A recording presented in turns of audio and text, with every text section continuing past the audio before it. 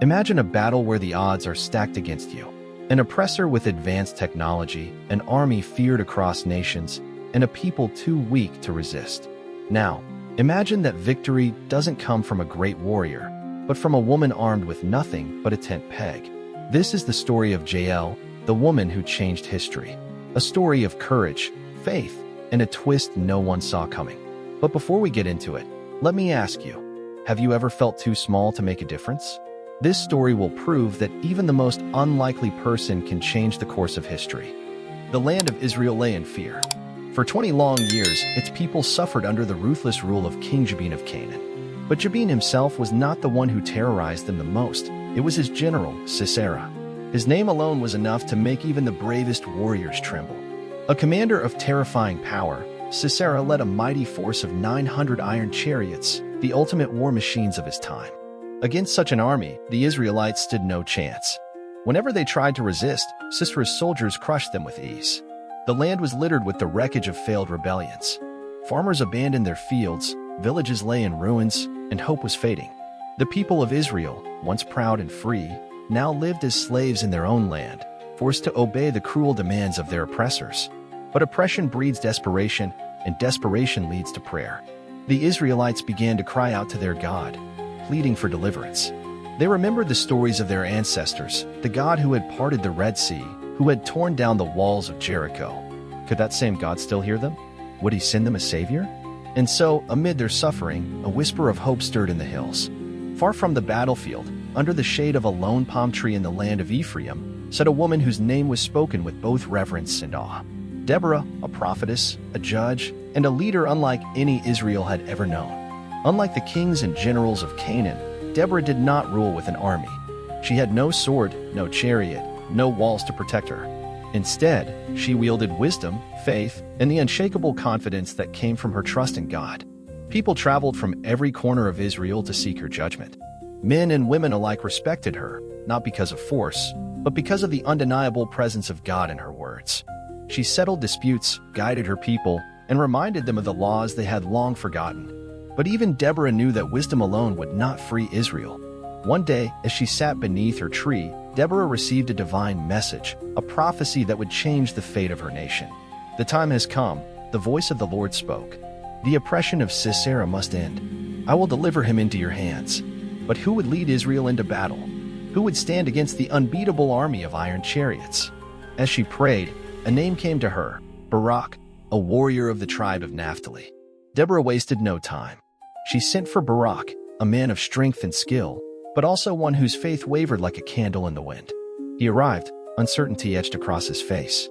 He had heard the tales of Sisera's unstoppable army, who hadn't. The iron chariots had cut through entire armies like a scythe through wheat. Deborah looked at him with steady confidence. Her words were clear and direct.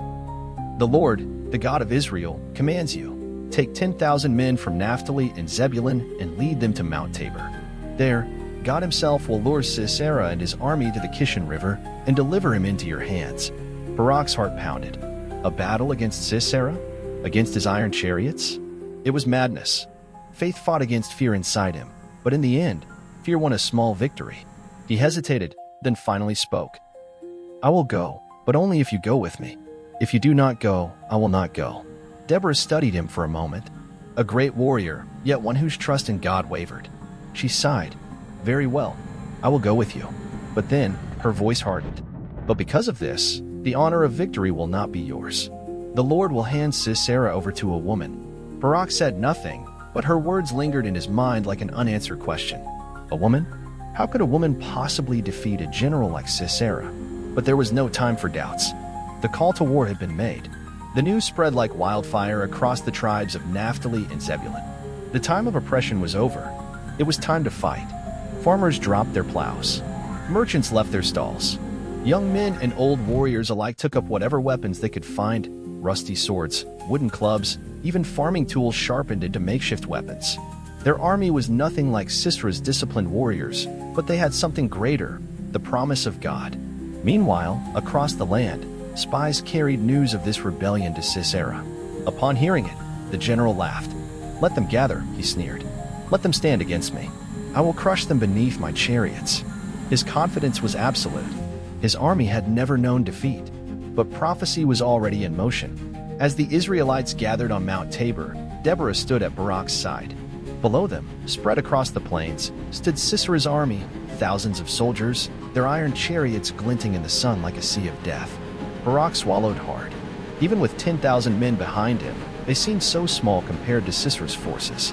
Then, Deborah turned to him, her voice strong and certain.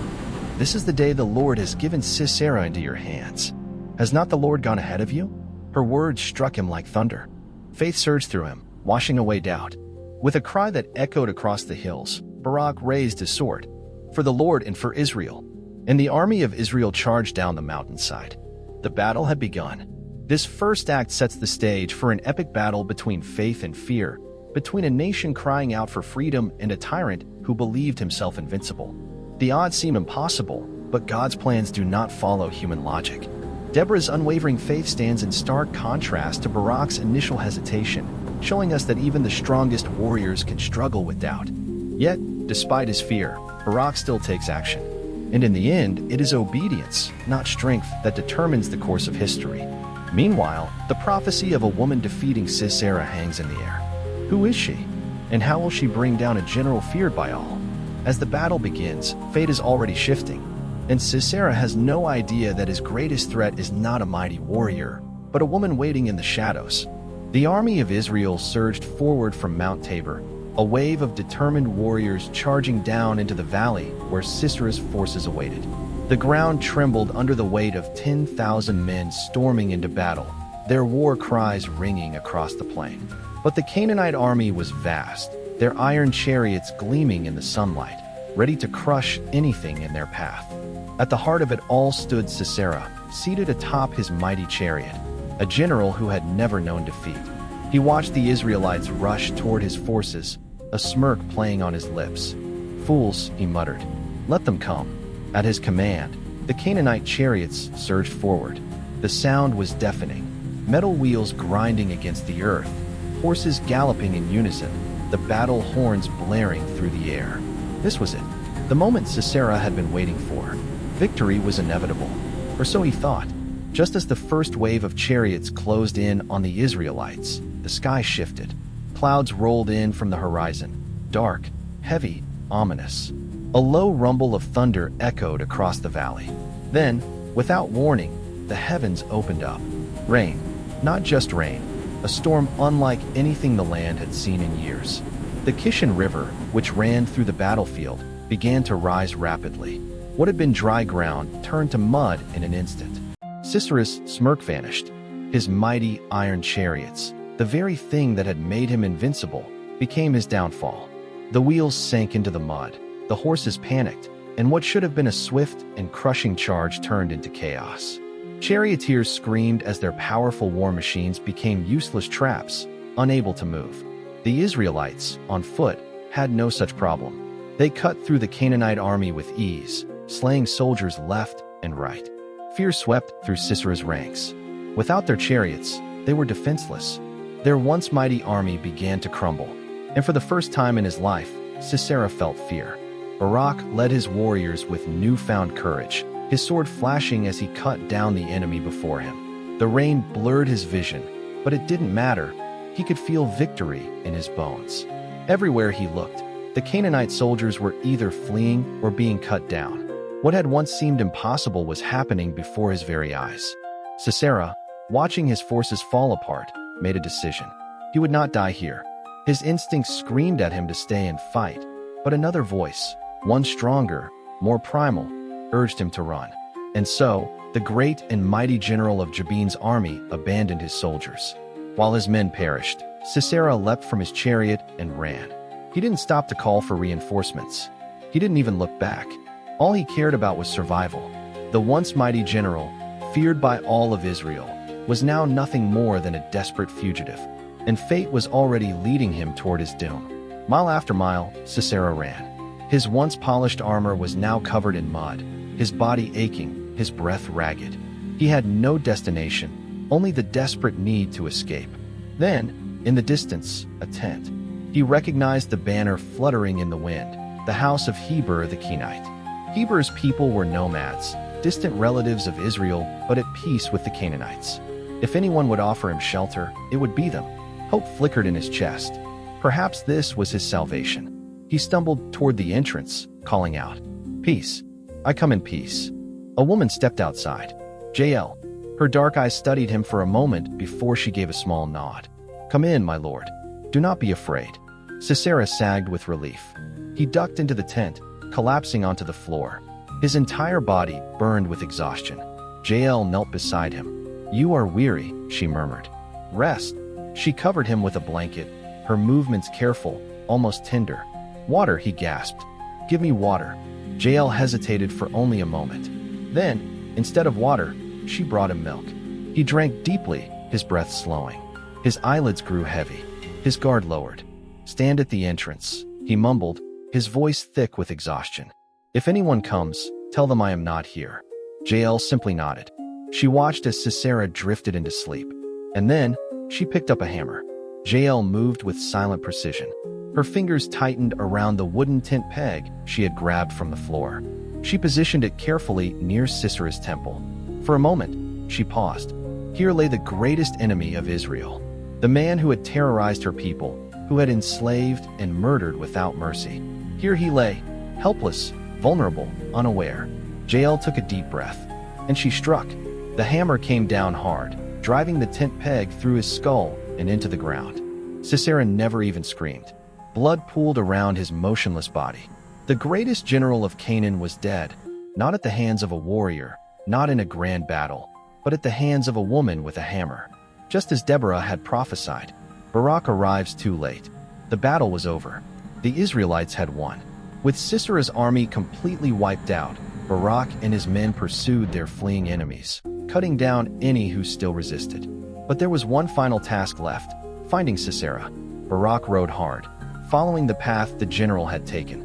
Every step brought him closer, until at last, he arrived at Jael's tent. The woman stepped out as he approached, her face calm, unreadable. She nodded toward the entrance. "Come, I will show you the man you seek." Barak entered, sword drawn. And then he saw him. Sisera, dead, the tent peg still lodged in his skull. A slow realization settled over Barak. The honor of killing Sisera had not been his. It had gone to a woman, just as Deborah had said. Word of Sisera's death spread like wildfire. When news reached King Jabin, terror gripped his heart. Without his greatest general, without his invincible army, his reign was doomed. One by one, Israel's warriors turned their swords against him. The war was not over immediately, but the tide had turned. Jabin's power weakened day by day, and before long, Israel struck the final blow. King Jabin was slain, and for the first time in 20 years, Israel was free. This act delivers the climax of the story, showing that victory does not always belong to the strongest, but to those whom God chooses. Sisera, the mighty general, falls not in battle, but in his sleep. Jael, an unknown woman, becomes the unexpected instrument of his downfall. Barak, though victorious in war, loses the honor of killing his greatest enemy because of his initial hesitation. It is a powerful reminder that God's ways are not man's ways. And so, with the oppressor defeated and the people freed, the land entered a new era of peace. But history had already shown, peace never lasts forever. Only hours ago, it had been filled with the roars of warriors, the thunder of chariots, and the cries of the dying. Now, the once mighty army of King Jabin was nothing more than scattered corpses and broken weapons. The Kishon River, still swollen from the storm, carried the bodies of Sisera's men downstream, erasing the last remnants of Canaanite dominance. Atop a hill overlooking the battlefield, Barak stood, his sword still dripping with the blood of the enemy. His men, though weary, shouted in triumph. It was over. The iron grip of Canaan over Israel had been shattered. But even in victory, Barak could not shake the lingering weight in his heart. Sisera had not died by his hand. The glory of the final blow had gone to Jael, a simple woman from a tent-dwelling tribe. And yet, as he turned his gaze toward the distant mountains where Israel's villages lay, he knew one thing for certain. The land was finally free. The gathering at Mount Tabor. The next morning, the people of Israel gathered once more at Mount Tabor, the place where their rebellion had begun. Warriors, elders, and common folk alike stood together, eyes bright with newfound hope. At the center of it all stood Deborah, the prophetess and judge of Israel. Draped in her simple robe, she was no warrior, yet there was a fire in her gaze, a quiet strength that had led an entire nation to rise against their oppressors. She raised her hands, calling for silence, and then she began to sing. A hush fell over the crowd as Deborah's voice rang out over the hills. It was not just a song, it was a declaration, a memorial, a prophecy. When the princes of Israel took the lead, when the people offered themselves willingly, praise the Lord. The people erupted in cheers. Deborah continued, her voice carrying the history of their suffering and their deliverance. She sang of how Israel had once been mighty, but had fallen into disobedience.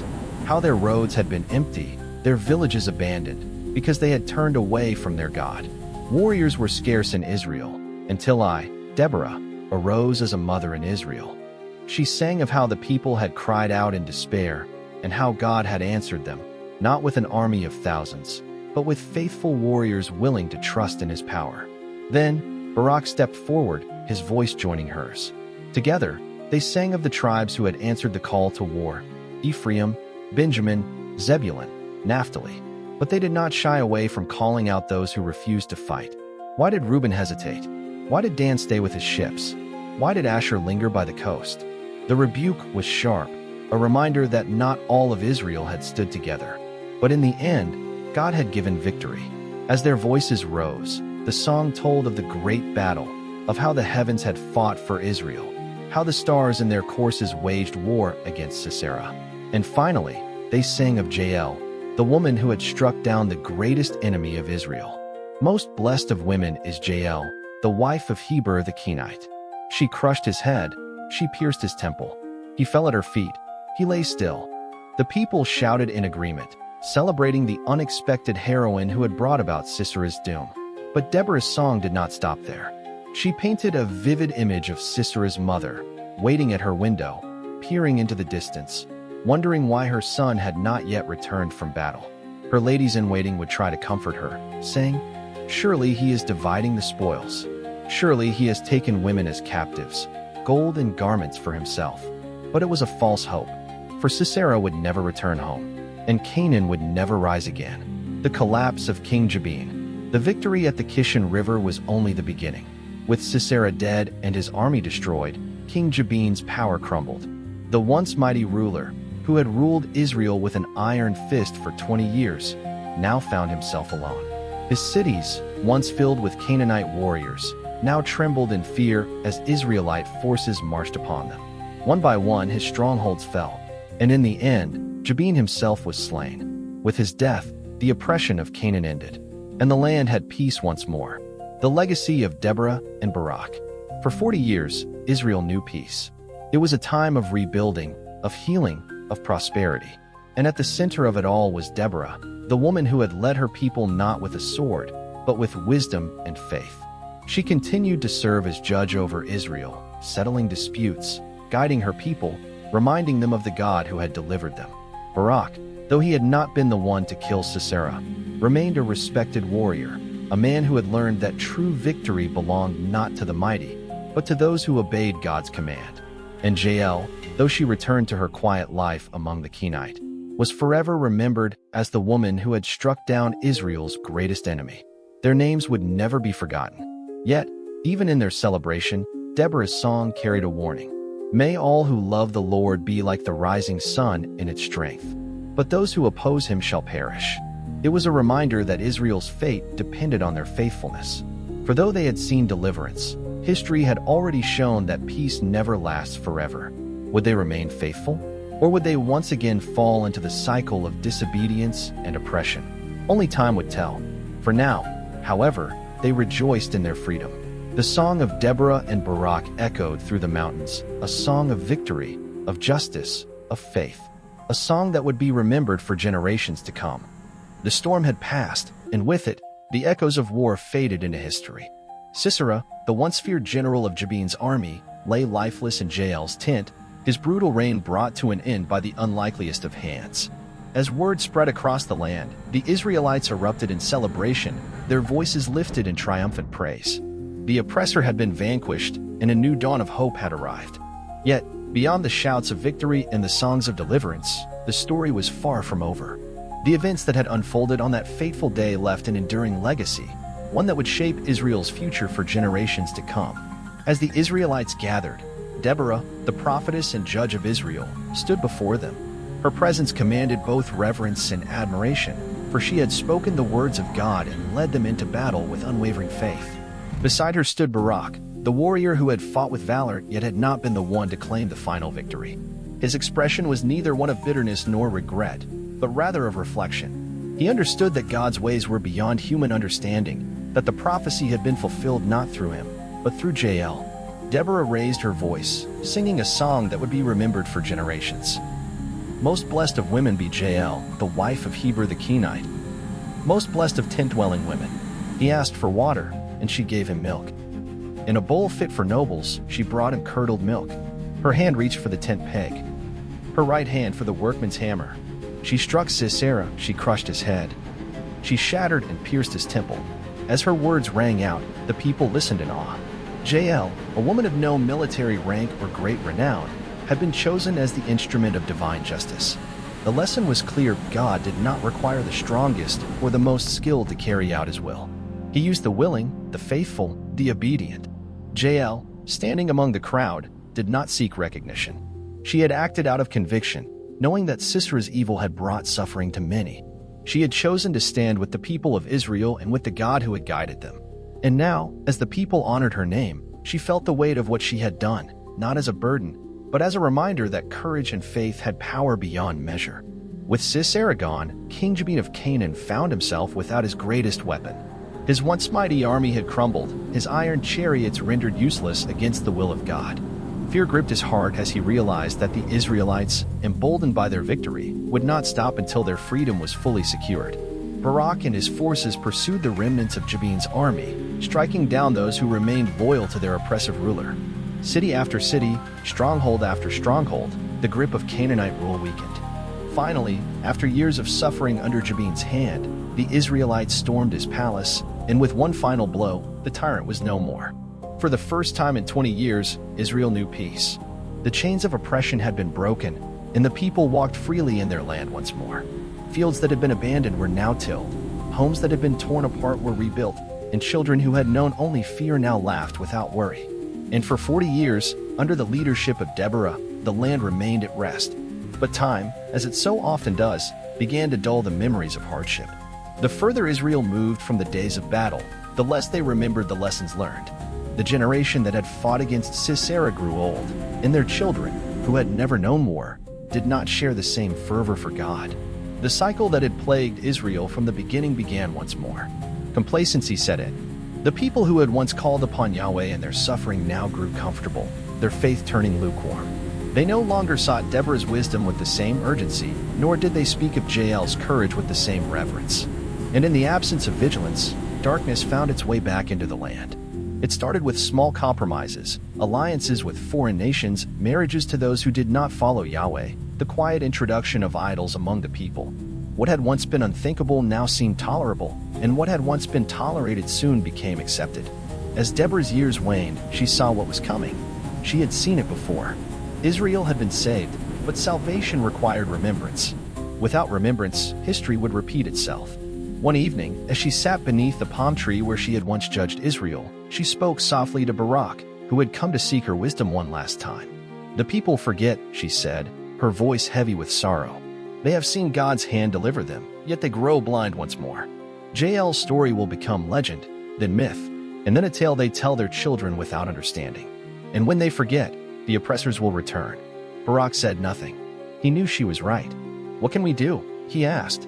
Deborah looked out over the land they had fought to free. "We cannot force them to remember," she said. "But we can tell the story.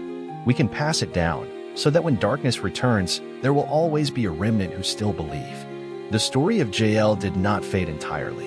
It lived in the hearts of those who still clung to the God of Israel. It was a reminder that deliverance did not always come from the mightiest warriors or the greatest kings, but from those willing to act when called. Jael had been a simple woman, a tent dweller, unknown to the world before that day. Yet in a single moment of courage, she had altered the course of history. Her story remained a testament to the fact that faith and obedience mattered more than power or position. It was a call to vigilance, to remember what God had done, and to pass down that knowledge to future generations. For the enemy was never truly gone. He lurked in the shadows of forgetfulness, waiting for the moment when complacency would once again take hold. And so, as Deborah breathed her last, and Barak's strength faded with age, the responsibility of remembering fell to those who remained. The question was, would they remember? Or would history repeat itself once more?